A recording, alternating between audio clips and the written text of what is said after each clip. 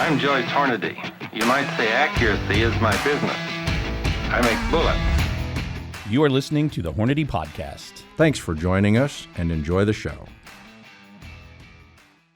Hello, everybody. Thanks for tuning into the Hornady Podcast. I'm your host, Seth Swerzik, and I'm coming at you today for part 3 of How to Wildcat. We've got our Wildcatters, as they were across the table, Preston Lentfer, Ben Searing. Guys, thanks for coming on the show. And when you point, there's 3 fingers pointing back at you. You're a Wildcatter, too. That's right. We're all in the same boat here. Yep. This is semi-related. I had a questionnaire came my way that I had to fill out for an outdoor magazine.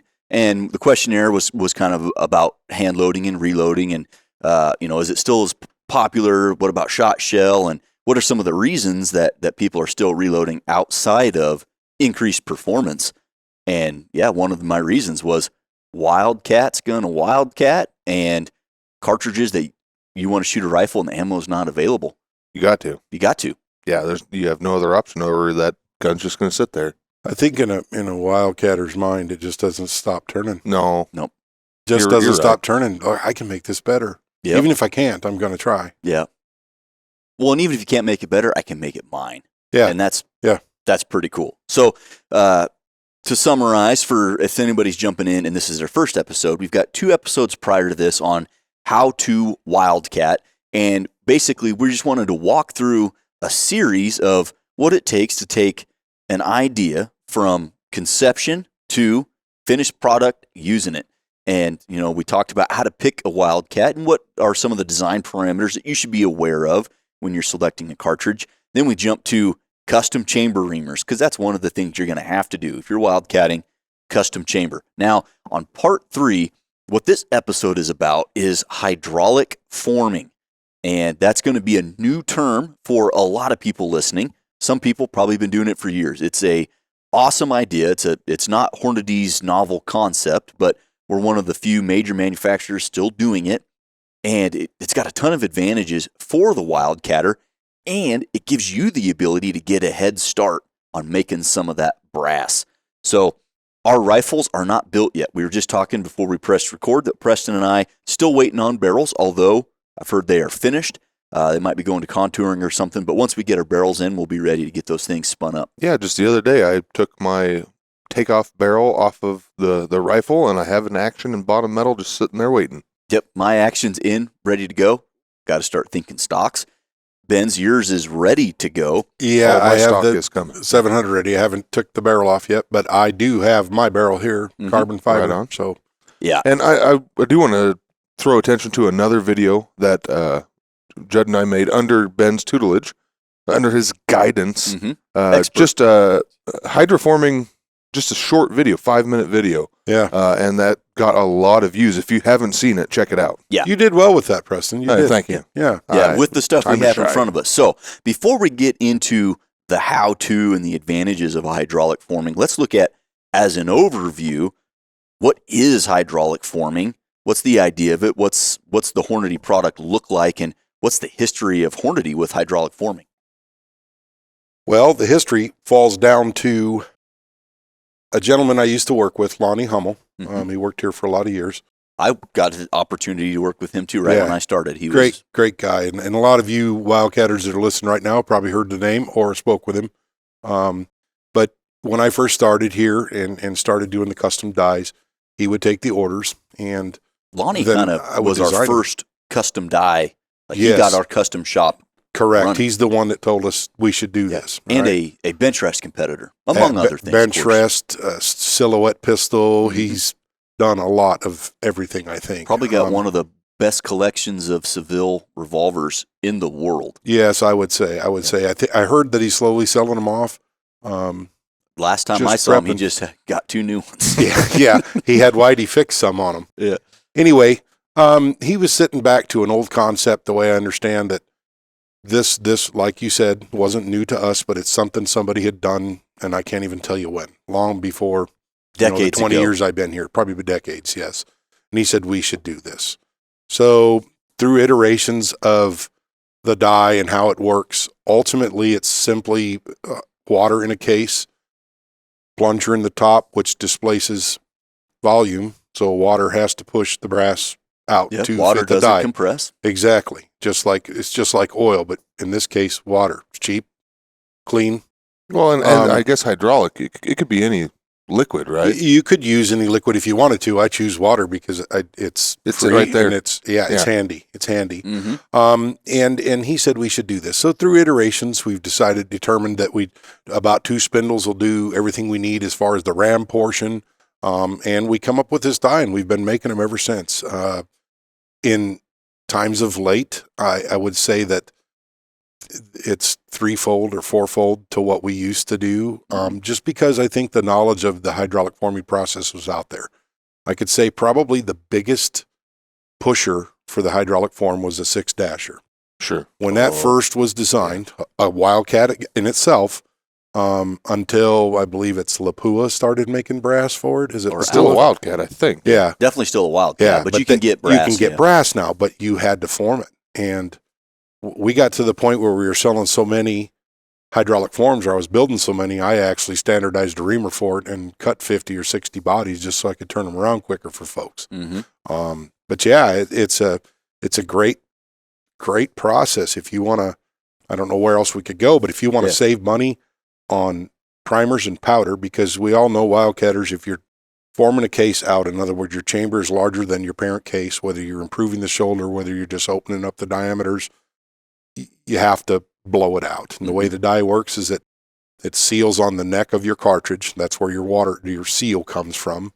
So imagine a cartridge inside there with a bigger hole and sealed on the neck.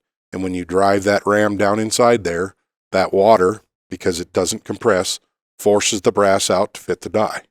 So you get probably 90% at least of a full-fired case, enough to hold a full charge. In fact, Lonnie, we built him one for his 280 HK probably.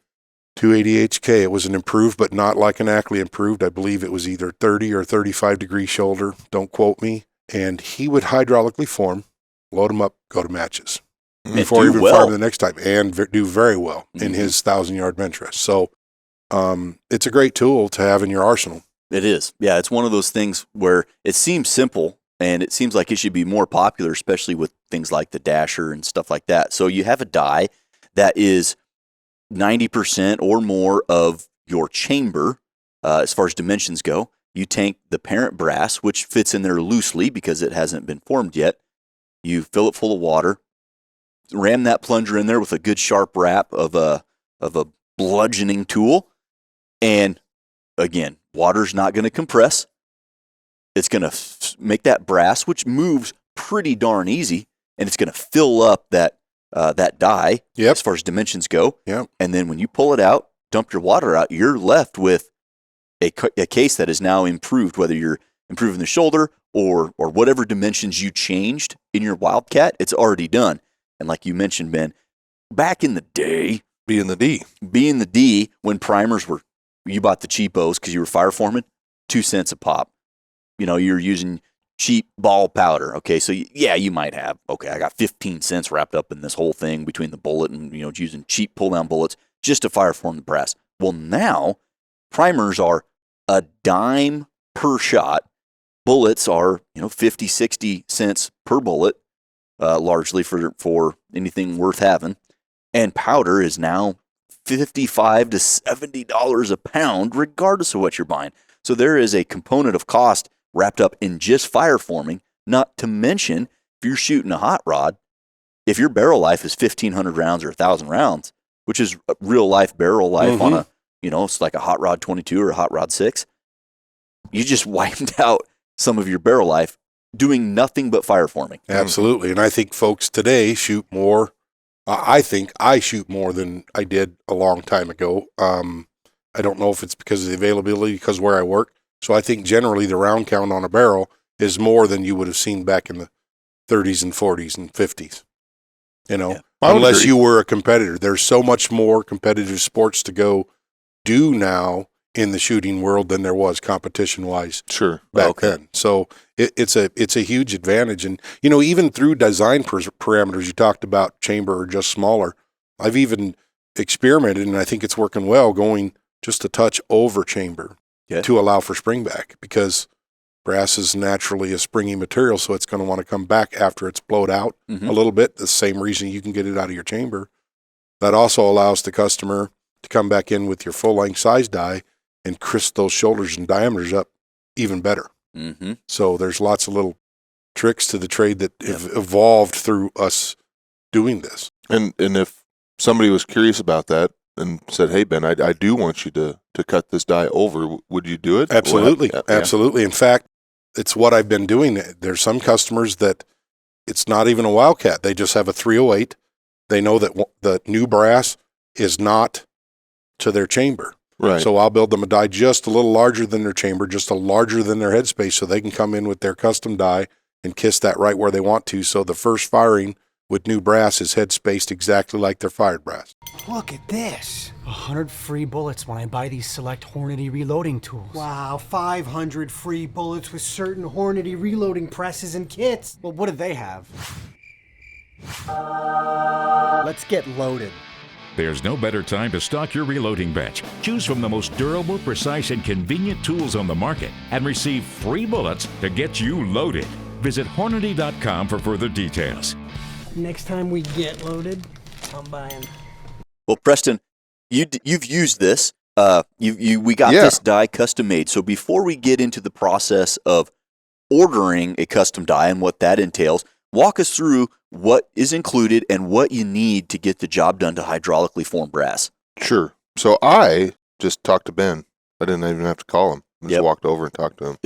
But the die itself will come in this nice little die box, and then the first thing you notice is the shell holder doesn't have a hole to seat a primer. Right. It is a regular shell holder that'll fit in your RCBS Rock Chucker and your Lock and Load Classic. Just your standard dimension shell holder, but no hole. And then inside of here you get, of course, 3/32 seconds Allen wrench. Whoop. Don't throw these away, folks.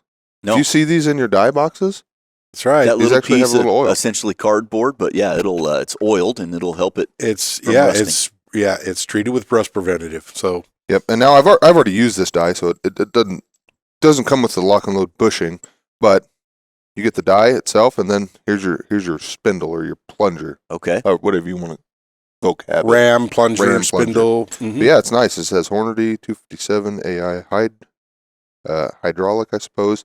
But yeah, we went ahead and did this, and we took just standard 257 Roberts brass, and then you'll notice it's got a primer. It does. I actually saved some fired primers and inserted them into the brand new cases. Okay, so you go through your regular priming process on your new unfired 257 Bob brass. They're just already spent primers. Yep, you save some spent primers. And if you're using fired brass, if I happened into some 257 Roberts fired brass, just you don't decap it. Yep. But you have to have a primer in there so that the water doesn't run out. Right.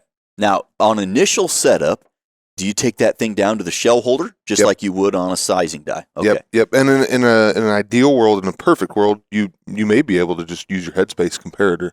Now, we talked about the headspace comparator in our last podcast we were on a little bit. The frequently asked reloading questions. And there was some concern about that for newer reloaders and if it'd work with them. I'm telling you guys, once you get the concept of it, a headspace comparator, it's very easy. It's not a gauge.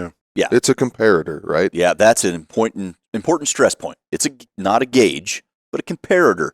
Your rifle, your chamber, your brass. So let's pretend the rifle was built, and I actually took a 257 Bob ammo and fired it in the rifle.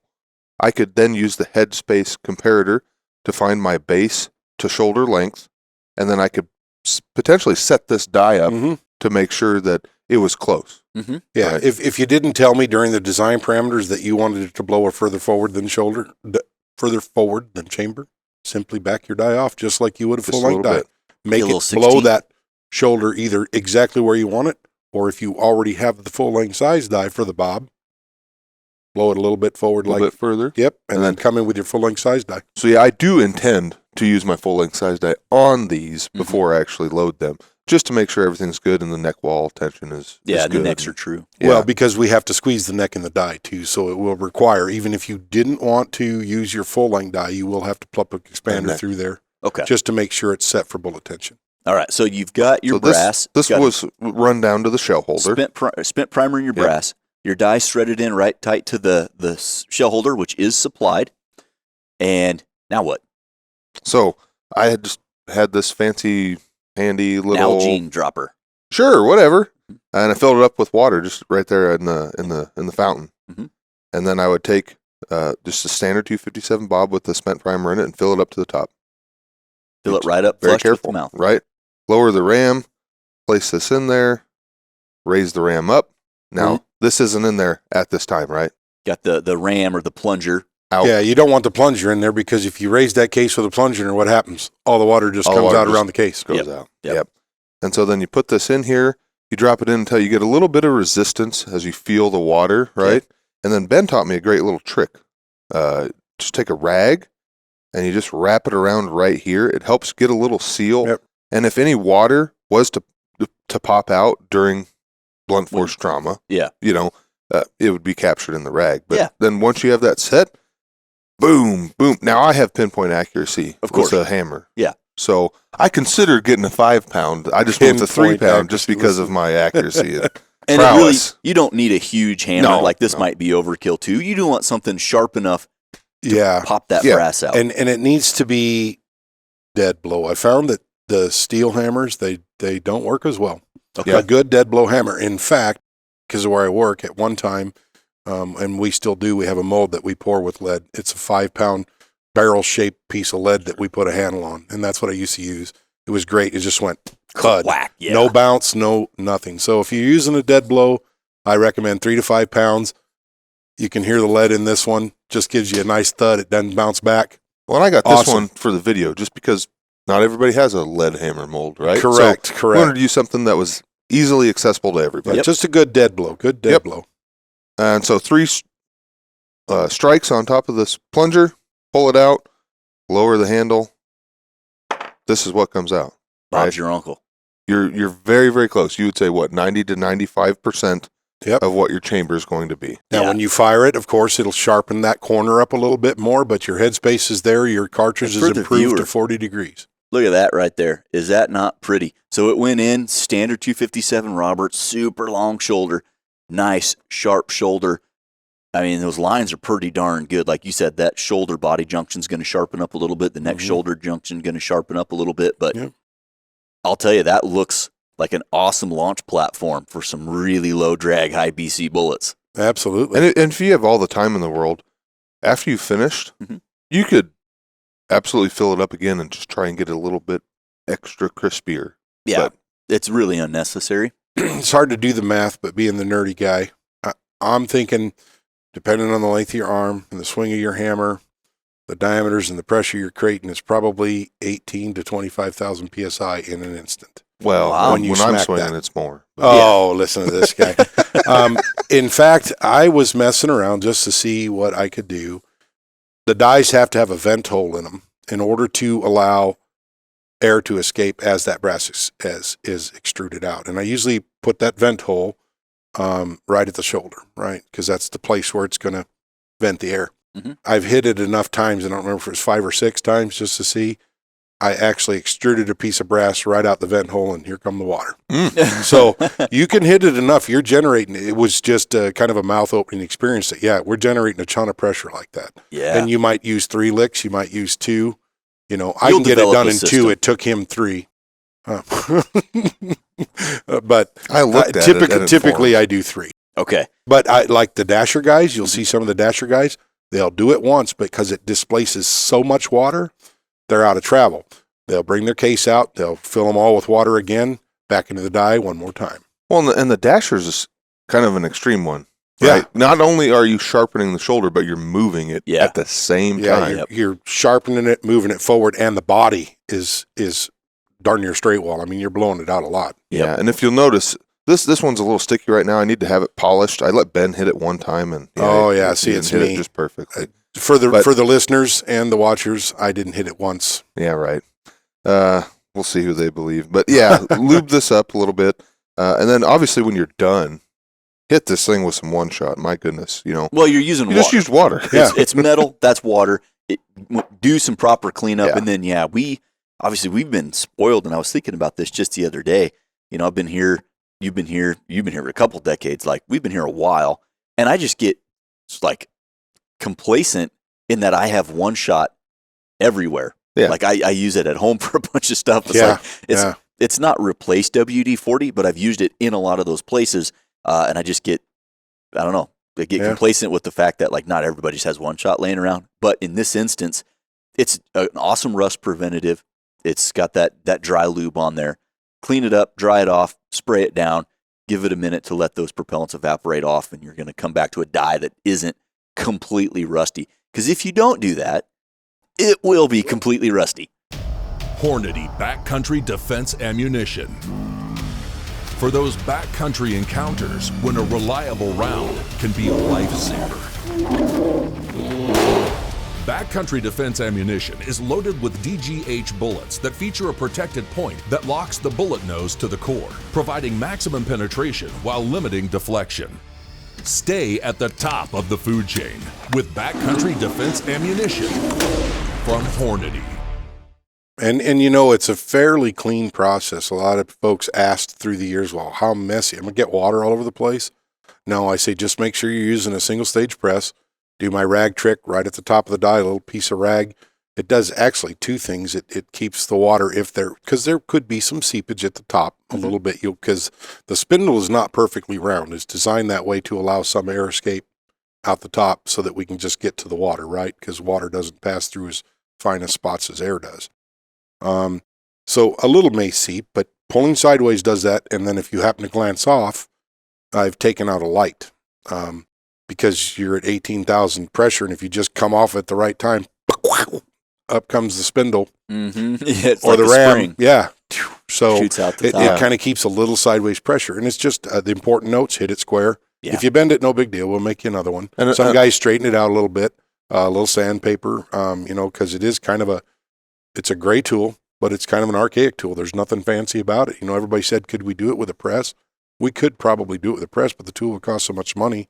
By the time we figured out how to hold that pressure, have a press to do that pressure, this is so simple.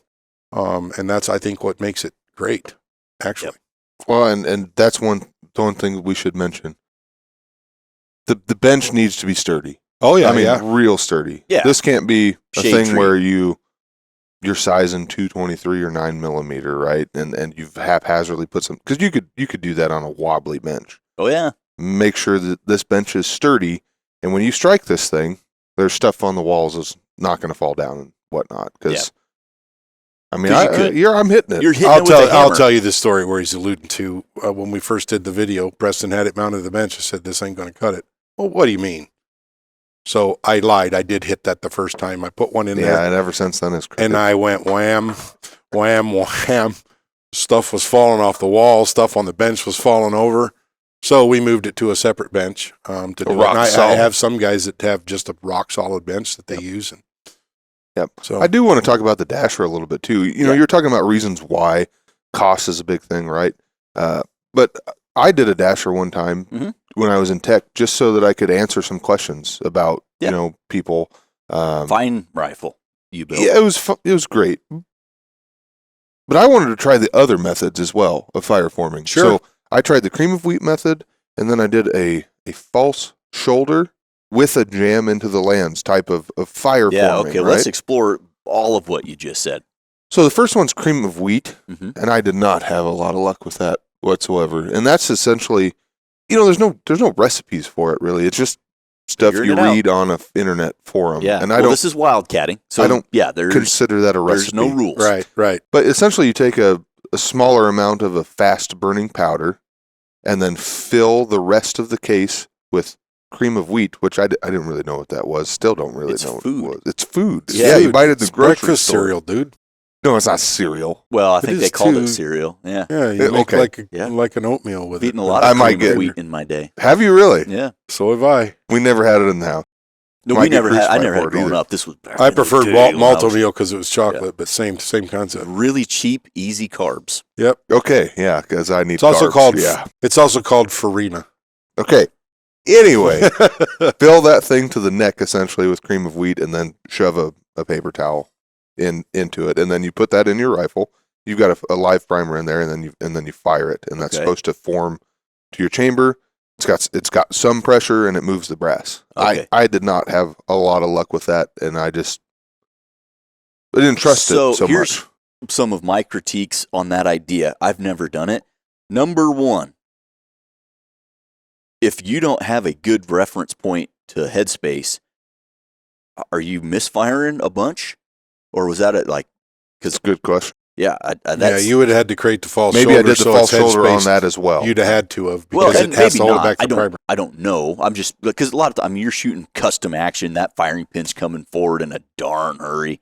You got these big extractor holding onto the case head. Yeah, if you're holding it tight, controlled round feed, stuff like that, probably get away with it. But so the cream of wheat and the paper towel just burn up, obviously, with the heat. So you're not sending a bullet down the barrel. Right. But you're generating enough pressure that the brass jumps out. Yeah, and I did not have a lot of luck getting good fire forming out of that. And we might get crucified for it. I might get crucified for it in the comments. But please let me know. If you've fire formed cream of wheat method and had success, what did I do wrong? I think this is a great point, though, is like, you were in tech. People are asking you questions about this. You've never done it. Well, I'll build a rifle and try it. So it's not like you were trying to become some aficionado about all things cream of wheat fire forming. You were just experimenting. Yeah. And then the other method was I would do that false shoulder, and there's a lot of in and out of dies and mandrels and stuff. Now, how are you creating a false shoulder? So what I did was I got it's a 6-dasher, so I took a 257 expander mandrel, 25 caliber, and then ran that through the brass, and then went back in with a 6mm neck sizing die, and I would essentially I would start out, and then I would work my way in until I could chamber it, kind of hard chamber it, right? Okay. Because you're using that false neck so that you get some headspace. Yep. So you get some positivity there, and so everything needs to be pretty perfect with that, you know.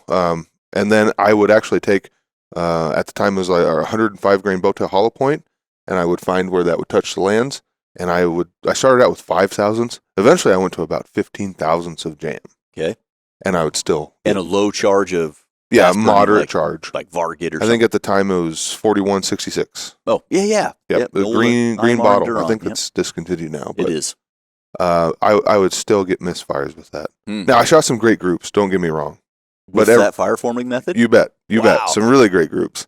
But every now and again I'd get a misfire, and I didn't appreciate that. Yeah. Because then, you get to start over. Yep. That is frustrating. And between those two ways and then a bunch of gray area in between, people still fire forming in that method. Now, another cool way I saw my buddy Colton using was a shotgun fire former. I thought that was pretty cool. I think I saw that. Yeah. Yeah, somebody made it. I've heard of those. I don't know that I've ever seen it, but I've heard of it. Yep. It was pretty neat. Put the shell in. It has the shell has a chamber in it. Yep. Yeah. And shoot it. And it fire formed, which that's pretty neat idea. You're not wearing tearing on anything because it's just an insert inside your shotgun. Yep. Still a primer and some powder, though. Yeah. So that's an option. I love that there is no powder, primer, bullet option. And that is great. It keeps the rounds off the barrel. It's low cost, and it's effective. And it gets you, 90, 95% of where you're going as far as getting fire formed dimensions out of it. And you're not, I'm going to air quote, wasting that first shot doing so much work to move that shoulder however far you're moving it. Yeah. Now some of the Ackley's, Ackley's claim to fame was it head spaced at the neck shoulder junction on a standard case. So the 257 Roberts improved would have been a 257 Roberts, but that junction at the neck shoulders would still head space for you so you could fire it. Some people don't want to do that. That we just want to start with brass like we're going to do and blow it out rather than fire forming it. I have a rifle, and I think I've probably said this on the podcast maybe 2 or 3 times, but you broken record. Yeah, broken record. I have a 22K Hornet that I have yet to load for K Hornet because it shoots the Hornet so well. Yeah, just regular load. Yeah. Just shoots. Well, I'm going to try some standard 257 bob and ours just to see how it does. Well, and the thing about the K Hornet is it's not the neck shoulder thing. It could be a rimmed case. Right. That you can get away with fire forming. But again, at current prices of $210 for a case that's 2.6 inches or shorter, it doesn't take long To pay if you're for going itself. to pay for itself Yeah. if you're going to fire for it. Yeah. Now, if you're a guy that's going to fire for them 20 and that's going to last you a lifetime, it's probably not worth it. Right. But I think a lot of the wildcatters shoot a lot more than that. And I So- think the wildcatters should play around. That's the idea of wildcatting. I was just recently going through some stuff. I found a box of mint condition, low mileage, one owner, Hornady light mag 257 Roberts. Ooh. With the Wow. 117 Spire point. And lot number from 2004. So that was, the height of my killing deer with the 257 Do you Roberts. want to Yeah. make you want us to make you feel old? Okay. We were Go ahead. sophomores in high school, Oh, my God. Yep. And Yep. let me guess. maybe freshmen. Yellow label, light mag on it. And Oh, yeah. Kind of cursive writing the light Yeah. mag was. The high-speed 3-in-1 power case trimmer keeps up with your need for speed. Trimming, chamfering, and deburring 25 cases a minute. Built to handle a rush without compromising on precision. The ultimate tool for high-volume loaders. Set trim length quickly with macro adjustments and fine-tune with the Click Adjust micro dial. The high-speed 3-in-1 power case trimmer from Hornady. Really excited to see how that performs. I know how it performs out of my Ruger M77. Be interested to see how it shoots out of something custom built. But that's going to be pretty neat, I think. So we kind of talked a little bit about it, but let's dive into the hydraulic form die. How do you get one, and then how do you make it? I'm curious, for our more technical folks, are these single point, or do you order a reamer form, or how are those dies made, and what are you using for that spindle, and then how do you get one? All right. Well, to get one, you simply give me a call. Yep. Call Hornady, ask for custom, ask for Ben. That's me. And I'll design it up around your chamber, around how we talk. And it goes out to be single pointed. Okay. I give them a profile, and he writes a program. Let's see. He lets Mastercam write himself a program off the profile that I give him. Okay. Some of the guys will write their own program. Some of them use Mastercam. It's just a software. Okay. Yep. Goes in there, single points it. It's drilled. The hole for the ram is drilled just undersized so that after heat treat, it comes back in, and we hone it to fit the spindle we make. We've determined through the years that 2 spindles work. Believe it or not, he makes these heads. We press this wire into them. This is music wire. Really? That's what it is. We've determined it's the simplest thing. So we've determined 2 sizes. So we have 2 sizes of music wire. He presses that head in. He'll give it a little sand for us. Okay. It then comes to get honed. So when I get this die back, that won't go in. We run a hone, and we keep honing until we get that fit that we want. It's kind of tight, and it's never just perfect because music wire is not exactly round, as I said before. We want it that way. It's almost like it's spiral, like fluting. Okay. I might ask a dumb question here. What is music wire used for? Springs a lot, and I think originally, pianos. I don't know. See, that's what I was wondering. Yeah. So But the piano they've thing always was called it music wire. It's a semi-hard wire. Okay. You can get it in coils. You can get it. We buy it in straight lengths in these sizes. I thought maybe it was part of a trumpet or something. If it's a musical instrument, but they've always called it music wire. I think it's just because it's hard wire, and you can get it from tiny to pretty big sized stuff. It's just drawn out and extruded. Let us know in the comments if you're a Yeah, music wire guy. that a- Yeah, little we want to know. research. We want to know. Yep. Anyway, it's honed to fit. And of course, after heat treat, the die gets a great polish. Now, I've already spilled the beans on the dasher. We have seen so many of them, I was able to standardize a hydraulic form die.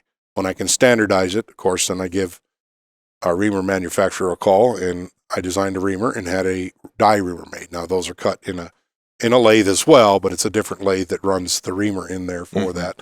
Still the same process on the through hole and the honing. So these are truly hand fit Correct. when you get it. And one thing I've noticed in the little bit of hydraulic forming I've done is, and maybe it's because that music wire does kind of have that flattened spiral thing going on, but like it doesn't want to go in straight if you just try to push it in. But if you kind of twist it, it's not threaded, like of course, here, but yeah, right. you can twist it, and it kind of walks itself in there. Yeah, it's such a simple process. I think a lot of folks have found a lot of success in the years that I've done it. I think we only had, if I remember, there was one customer that just couldn't figure it out, returned it, and I said, all right, fine, we'll do something else for you.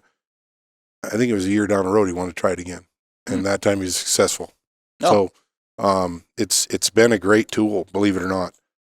Takes the same amount of lead time as an normal custom die. I've got some customers that are really wildcatting, like they want a 6mm 300 Remington Ultra Mag.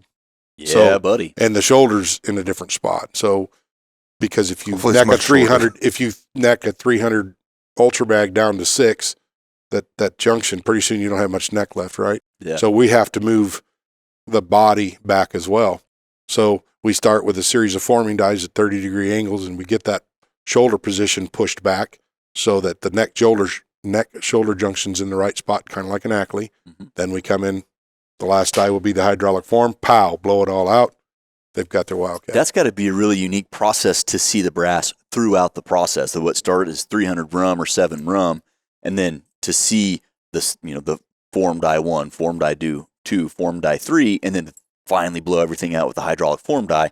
The start to finish of that is just remarkable. And I think an important point to make about our custom shop, that if you can dream it, you can do it. Yep. And those form dies that you mentioned are something that I don't think everybody understands we can do for you. Which if you want to move a ton of brass, you can move a ton of brass. Brass will move, but you might have to do it in increments, and we can make those steps for you. Yep. And in the manufacturing world, we with the big machines, we can probably do larger steps. But through the years of refinement of the designs, we know what it takes to get it there with as little as possible of brass loss due to cracking, cave-ins, things like that. That's one thing to talk about. I did lose one piece of brass when I did this. Now, this was factory seconds ammo that I had pulled down, and so there was a pretty good fold in it, and The fold I let said, go. well, why isn't this working? Yeah, the fold let go and the water goes out there instead of... Yeah. Yep. General consumer, you could spend your whole life as a shooter and never see a fold in the neck or the shoulder. Most of the time that gets screened out. This was already a cosmetic blem. We knew of that. So, but yeah, it's something to be mindful of. Like you said, you're building a lot more pressure than you think you are. Well, if you're going to do it and you run into something that's confusing, that confused me at first, so I wanted to let folks know that maybe something like that happened. Yep. And if you do run into problems, if you are confused and you have one of these, give us a call. Talk to Ben, talk to our technical staff. Give us a call. So this is an awesome tool that is niche, right? It's, not everybody's going to need one of these, but if you need one, man, they're handy to have. Yeah, they're really handy. I think, Preston, you were impressed. This is his first foray into playing with the hydraulic form day, and I could see like a kid in a candy store, his eyes lit up. He's like, well, I'd seen Connor do it. yeah, but I never really paid a lot of attention. I swear to goodness, I gave him Popeye arm. I think he did 400, 280 Ackleys for me. It wasn't 2 weeks later, and we had 280 Ackley brass. Yeah. But poor Connor. I'd seen him do it, but I never Johnny actually Utah. physically held it, right? I'd never seen the difference. And then once you do it, it's like, yeah. wow. I wish you'd have we should have brought a standard case and hold those two side by I side. could have brought the dummies. Well, you know what? At this point, I see 20 sticks of improved brass. Preston, you've only got like 380 more, and then we can each have some. Yeah. Well, yeah. Work that arm, buddy. someday. I'll take your hydraulically formed brass. Maybe by the time my child's old enough to do it, I could just send him to go do it. Well, guys, this was an awesome and important step in the evolution of wildcatting. The next step, we get our barrels in. We're going to be ready to spin up barrels, build guns. Yeah, perhaps the next episode could be Mike Jensen on. Yeah, Mike Jensen on. Yeah, get Mike here with burn us some so we barrels. can talk about him chambering them up and some of the tools that he's made to do so. Mhm. That's true. We could get some show and tell going on because Absolutely. that man is a craftsman, and his reamer holder that he built, Yeah, top of the line. That's nuts, as we would say. It is, yeah. But we got the reamer and the gauges in. We're good to go there. We've got one barrel. We're waiting on a couple more. I need to get a stock on order. And, we're going to have rifles ready to roll. Right on. Right on. Awesome, guys. Well, thanks for diving into the hydraulic form die. And if there's anything else you want to leave the listener with, now's your time. What do you think? Give me a call. If you want to try this out, give me a shout. Yeah, I mean, honestly, I think the call volume increased after we released that video. If you do want to see it in action, check out that video on our YouTube page. Quite a bit, actually. And yeah, like the world is your oyster. Ben is as custom as it gets. And if it's not going to work, he'll tell you. Yeah. But talk it out with him. Yep. And fellas, our Wildcatters are listening. I can't tell you 2-3 times a week. Seen you on the podcast, heard you on the podcast. They're liking it. So well, good. Thank you. We appreciate you guys listening. Mm-hmm. Yeah. That's true. Awesome. Thanks, guys. Let's get back to work. Yes, sir. All right, guys. Thank you for listening to another episode of the Hornady podcast about the hydraulic form die, an extension of our How to Wildcat series. For more information on this hydraulic form die, you can give Ben a call right here at the shop or check out that video we recently posted on Preston actually walking you through the entire process. We hope you enjoyed it, and we'll catch you on the next one.